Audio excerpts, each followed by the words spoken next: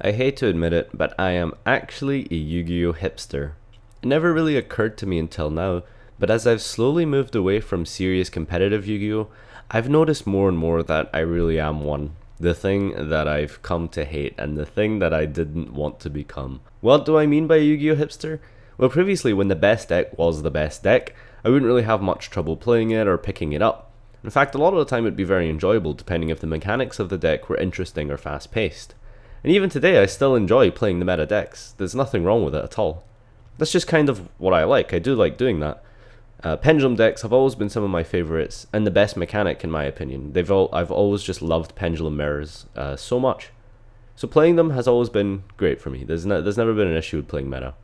But now after the ban list, a deck I picked up and messed around with just for fun really, is potentially the best deck of the format. Zephyras are a real contender this meta, and I've seen many people rush to pick them up.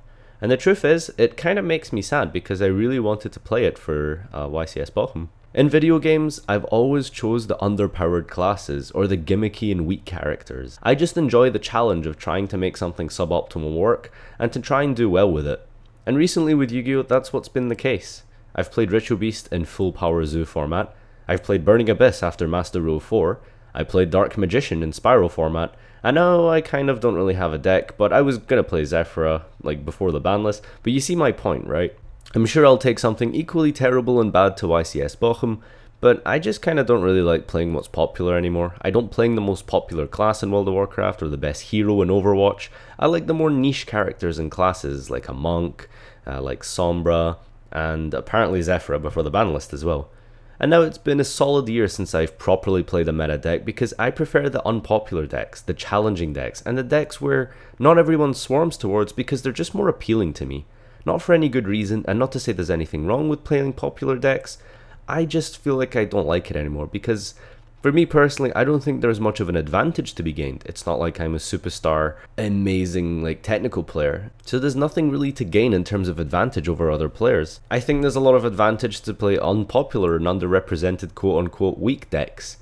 Obviously you have the element of surprise against people who've only played meta and against meta and only tested versus meta, and it's very easy to pick up a win sometimes because your monster has some quick effect they missed, or you have something in the grave to trigger on their turn because they didn't realize it had a graveyard effect as well. The amount of times I've used, like for example, Magician's Navigation to negate like a Pot of Desires and people are just like, what? There's lots of like small things you can do in rogue decks like this. And I think the most important thing to kind of take away from this is the fact that if you're playing against meta, and I think the important thing to take away from this is that if you are playing a meta deck, you kind of have to ask yourself, am I really gaining anything by playing a meta deck? What is my advantage to be had? Because the average Yu-Gi-Oh player doesn't have the best technical play, and you probably kind of just took your list and kind of maybe changed a couple cards here and there, but for all intents and purposes, it's basically the same list that won the last event.